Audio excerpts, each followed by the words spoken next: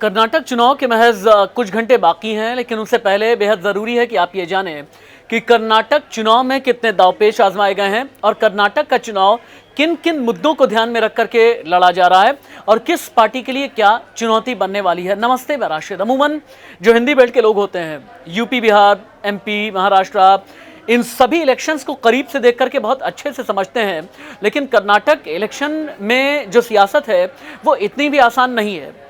कैसे कैसे होती है, सबसे पहले तो आप ये जानें किनके बीच में लड़ाई है।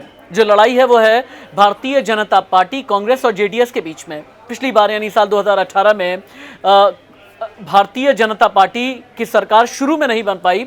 हालांकि सबसे बड़ी पार्टी भारतीय जनता पार्टी बनी, 104 सीटें मिली थी, लेकिन बहुमत के जादुई आंकड़े से दूर रह गई और ऐसे में कांग्रेस और जेडीएस ने मिलकर के सरकार बना ली। एक साल तक सरकार चली भी, लेकिन हिंदुस्तान की राजनीति में सबसे बड़ी विडंबना यह है, सबसे बड़ा दर्द यह है कि अपनी सियासी महत्वाकांक्षाएं इतनी जागृत होने लगती हैं कि एक साल के बाद ही कांग्रेस और जेडीएस के रास्ते अलग हो गए। फिर भारतीय जनता पार्टी ने कुछ कांग्रेस के विधायक तोड़ करके अपने साथ में बीजेपी लेकर के आई, कुछ जेडीएस वाले भी टूटे और उसके बाद फिर भारतीय जनता पार्टी की सरकार बन गई। लेकिन अब इस बार, चूंकि पिछली बार बीजेपी को लगभग 36%, कांग्रेस को 38% और जेडीएस को 18.3% वोट मिले थे, लेकिन क्या इस बार राह इतनी आसान है? दरअसल कर्नाटक में 80% हिंदू आबादी है। हिंदुओं में भी लिंगायत हैं, कुरुबा हैं, वोकालिगा हैं और इसके अलावा लगभग 11 से 13% के आसपास मुसलमानों की आबादी है। लेकिन अब बीजेपी के लिए सबसे बड़ी मुश्किल क्या है? पहला तो ये कि एंटी इनकम्बेंसी, दूसरा ये कि पिछले 20 साल में जिस किसी ने भी सरकार बनाई, 5 साल के बाद में वो सरकार बदल जाती है, यानी जनादेश एकदम क्लियर होता है कि पिछली सरकार को हम लेकर के नहीं आएंगे।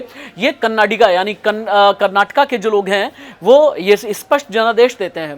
पहले बिजली, सड़क, पानी की बात हुई बीजेपी की तरफ से, रोटी, कपड़ा, मकान की बात हुई, यहाँ तक कि डबल इंजन सरकार की भी बात की गई। लेकिन बाद में जब ये लगा कि इतने भर से काम नहीं चलेगा तो भारतीय जनता पार्टी बीच में लेकर के आई बजरंग दल को। अब बीजेपी का ये कहना है कि बजरंग दल और बजरंग बली को हम लेकर के नहीं आए, वो लेकर के आने वाले कौन है? कांग्रेस वाले। कांग्रेस वाले यानी इन लोगों ने मैनिफेस्टो रिलीज किया। मैनिफेस्टो में ये कह दिया कि अगर कांग्रेस की सरकार बनती है तो पीएफआई और बजरंग दल जैसे संगठनों को हम बैन कर देंगे। बस इतना भर था। उसके बाद प्रधानमंत्री नरेंद्र मोदी की जो भी रैलियां हुई, हर एक रैली में प्रधानमंत्री ने जय बजरंग बली कहते हुए अपने भाषण की शुरुआत की और जनता के बीच ये स्पष्ट संदेश देने की कोशिश की कि जय बजरंग बली कहने का मतलब यह है कि हिंदुओं के लिए, हिंदू हित की रक्षा के लिए बीजेपी ही बेहतर पार्टी है। और जैसा मैंने शुरू में बताया कि कर्नाटका में 80% हिंदू आबादी है, इतना भरी नहीं।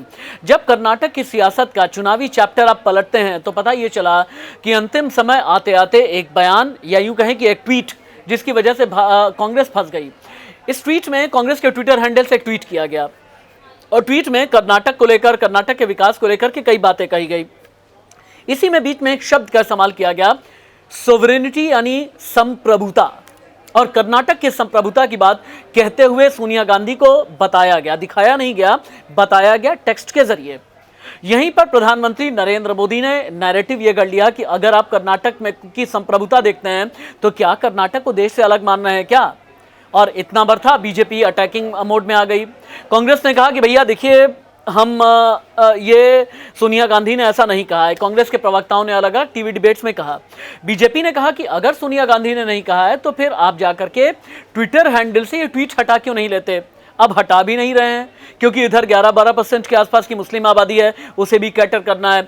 यानी कांग्रेस के लिए, कांग्रेस अभी पेंडुलम है। बीजेपी की हिंदुत्व वाली पिच पर खेले, बजरंग बली वाली और बजरंग दल की पिच पर खेले, या फिर नहीं, इसे लेकर के कंफ्यूजन है। और बीजेपी जब अपनी पिच पर खेलती है तो ये बहुत अच्छे से लोग जानते हैं कि हिंदुत्व के मामले में अपनी लकीर हमेशा बीजेपी आगे करके चलती है। नमस्ते।